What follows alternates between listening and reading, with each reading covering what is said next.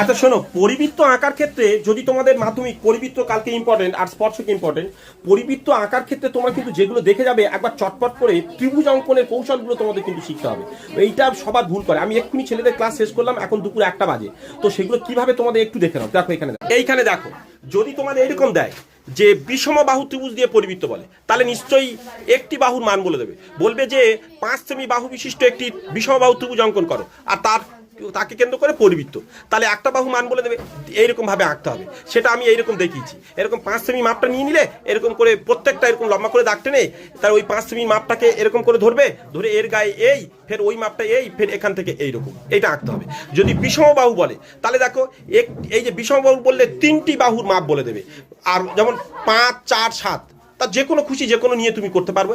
যেরকম 5 এই তোমার আলাদা আলাদা, যেমন এই একটা দেখিয়েছি ওদের, এইটা আমি রাবলি শুধু হাতে ধরে ধরে দেখেছি। এই দেখো 5 সেমি, 4 সেমি, 7 সেমি এরকম করে ত্রিভুজ আঁকতে হবে। যদি কিন্তু বলে সমদ্বিবাহু ত্রিভুজ, তখন দেখো দুটি মান বলে দেবে।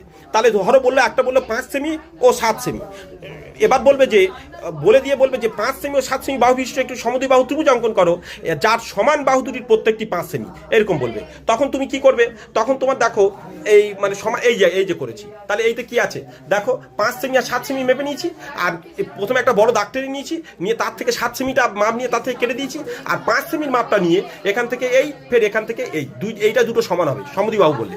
এইবার যদি বলে সমকোণী সমদ্বিবাহু ত্রিভুজ বলে, যদি বলে সমকোণী সমদ্বি, আর সমকোণী মানে 90 ডিগ্রি একটা করতে হবে, এটা তোমরা জানো। অর্থাৎ দিয়ে বলবে যে একটি সমকোণী সমদ্বিবাহু ত্রিভুজ অঙ্কন করো, যার সমকোণ সংলগ্ন বাহু দুটির প্রত্যেকটি বলবে দৈর্ঘ্য 5 সেমি, সমকোণ সংলগ্ন বাহু। তাহলে এই দেখো ছবি, তার 5 সেমিটা করে নিয়েছি, নিয়ে তাহলে একটা লম্বা দাগ টেনে নিয়েছি, নিয়ে ওই 5 সেমি মাপটা নিয়ে এখান থেকে এই দিয়েছি, ফের এখান থেকে এই দিয়েছি, অর্থাৎ ভূমির দিকে লম্ব দিক, কারণ সমকোণ সংলগ্ন দুটো বাহু বলেছে 5 সেমি।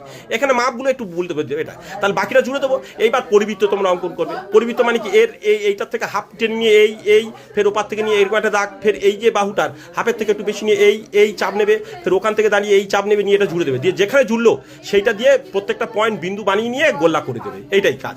এবার তোমার যদি আর একটা বলে, এখানে লক্ষ্য করো, যদি বলে উপরে দেখো এই সমকোণী সমদ্বিবাহু ত্রিভুজ, যদি এরকম ঘুরিয়ে দেয়, যদি বলে একটি সমকোণী সমদ্বিবাহু ত্রিভুজ অঙ্কন কর, যার ভূমি 7 সেমি ও লম্ব হবে 5 সেমি, এরকম যদি বলে লম্ব 5 সেমি তার ভূমি, তখন তুমি কি করবে 7 সেমি ও 5 সেমি এঁকে নিলে, তাহলে এবার নিচে কি আছে দেখো, তাহলে এরকম একটা লম্বা দাগ টেনে নিয়ে তুমি তাহলে ভূমি বলে দিয়েছে 7 সেমি, তাহলে ভূমিটা তুমি করছো 7 সেমি, আর উপরটা 5 সেমি মাপ নিয়ে উপরটা বাকিটা জুড়ে দেবে।